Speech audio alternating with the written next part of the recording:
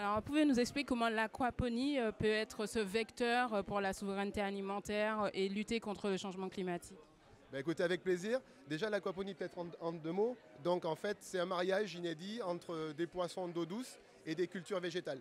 Le tout est un circuit fermé, ce qui fait que ça permet effectivement de faire 80% d'économie d'eau par rapport à la pleine terre, ce qui répond un petit peu à la question de l'enjeu résilience et eau.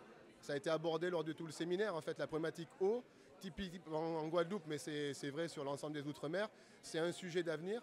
Et si on peut arriver à produire plus avec moins d'eau, ben en fait, c'est une des pistes quelque part qu'il faut qu'on travaille pour pérenniser nos agricultures ultramarines. L'aquaponie, elle peut concerner tout type de culture ou c'est spécifié dans certaines cultures ou pas? En fait, l'aquaponie, on est plutôt sur des cultures, on va dire, maraîchères. Donc ça fonctionne très bien pour tout ce qui va être la gamme des salades, des plantes aromatiques, menthe, cives, mais aussi ce qu'on appelle un peu des fruits d'un point de vue agronomique, donc tout ce qui va être la gamme ratatouille, qu'on peut dire. Donc effectivement, tomates, on peut aller aussi sur les piments, poivrons, aubergines, donc toutes ces choses-là. Mais en fait, sur de l'aquaponie, quelque part 2.0, on a à la fois une aquaponie qu'on appelle couplée, c'est-à-dire que tout est en recirculation absolue, mais aussi de l'aquaponie découplée. C'est ce qu'on voit notamment sur les tomates, c'est-à-dire que ça arrive au niveau des tomates, mais ça ne revient pas forcément. Donc ça veut dire qu'on peut imaginer aussi une aquaponie qui sort des serres et qui aille dans les champs avec du goutte à goutte. Donc on peut imaginer des cultures de fruits et qui bénéficient effectivement de la fertilisation apportée par les poissons, donc sans aucun apport chimique, mais qui peuvent effectivement se développer. Ça peut être du coco, ça peut être des litchis, ça peut être des mangues, ça peut être effectivement, pourquoi pas, une autre façon aussi de valoriser quelque part des ressources organiques et qui sont effectivement utiles pour faire pousser les plantes. Donc je pense qu'on n'est qu'au début de vraiment quelque chose qui peut prendre effectivement de l'ampleur sur nos territoires, quoi. Pouvez-vous nous présenter Bioponie Caraïbes? Ça représente quoi en termes d'emploi, en termes d'espace? Les fruits récoltés, vous êtes aujourd'hui en termes de kilos, de tonnage, voilà. Alors, Bioponie Caraïbes, en fait, aujourd'hui, on est plus dans l'ingénierie. Donc, on travaille effectivement à accompagner les porteurs de projets. Donc, on fait des sessions de formation à l'aquaponie professionnelle. On en a une le mois prochain là, sur la Guadeloupe.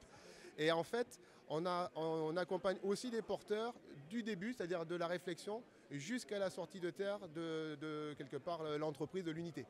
Parce que on voit beaucoup de choses sur Internet, sur l'aquaponie. Là, l'idée, c'est d'être pragmatique et de permettre à un porteur de projet de pouvoir commencer son projet demain. Donc, du coup, on y travaille. On a déjà eu une action menée avec le lycée agricole du Robert sur la Martinique. Et donc, l'ambition, c'est que pour fin d'année prochaine, on puisse avoir une unité qui fonctionne au niveau de la Martinique sur laquelle on pourra ensuite former les ouvriers ou les futures personnes qui travailleront. Parce que l'ambition qu'on porte, hein, c'est pas monter une ferme, c'est monter une filière.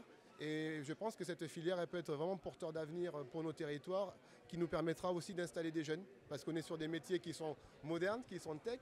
On n'utilise pas de produits chimiques, on a des produits qualitatifs et on a des conditions de travail pour les jeunes qui sont, qui sont en phase avec leurs attentes aujourd'hui. Donc ce n'est pas la solution pour l'agriculture des Outre-mer, mais je pense que ça mérite d'être une solution à tester parce que ça coche vraiment beaucoup de cases sous nos territoires. Et le recul qu'on a sur la Caraïbe avec 5-6 ans de recul sur des dimensions un peu plus modestes, c'est que ça marche. Donc maintenant, testons-le vraiment dans nos conditions économiques. Et si effectivement, dans 2-3 ans, on a des résultats satisfaisants, et bien ensuite, faisons-le s'aimer, certes en Outre-mer, mais toutes les petites Antilles, c'est même bitin, hein, parce que c'est le même diagnostic, c'est les mêmes problématiques de souveraineté alimentaire. Donc quelque part, ça peut être rayonnant sur une échelle au-delà de nos seules Antilles françaises, quoi.